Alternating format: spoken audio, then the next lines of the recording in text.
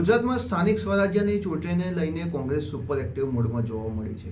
ચૂંટણી પંચ દ્વારા વિધિવત જાહેરનામું બહાર પડવાની સાથે જ કોંગ્રેસ પક્ષે આક્રમક વલણ અપનાવીને રાજ્યની 8 મહાનગરપાલિકાઓ માટે ઉમેદવારોની પ્રથમ યાદી જાહેર કરી દીધી છે। લાંબા સમયની મથામણ અને વિવિધ સ્તરે કરવામાં આવેલા નિરીક્ષણ બાદ કોંગ્રેસ હાઈકમાન્ડે 243 જેટલા ઉમેદવારોના નામ પર આખરી મહોર મારી છે, જેમાં અમદાવાદના 93 જેટલા ઉમેદવારોનો સમાવેશ થાય છે।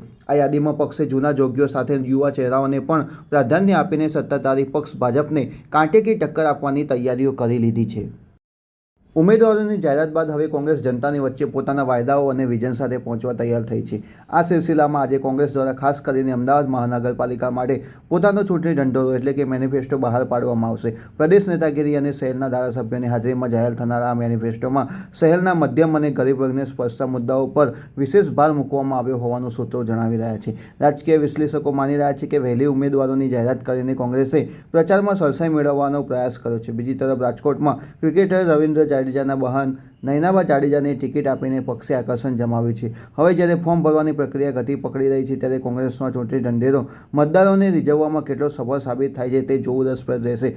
અમદાવાદ સહિતના શહેરોમાં હવે પ્રચારના ધમધમાટ સાથે રાજકીય ગરમાવો ચરમસીમાએ પહોંચ્યો છે।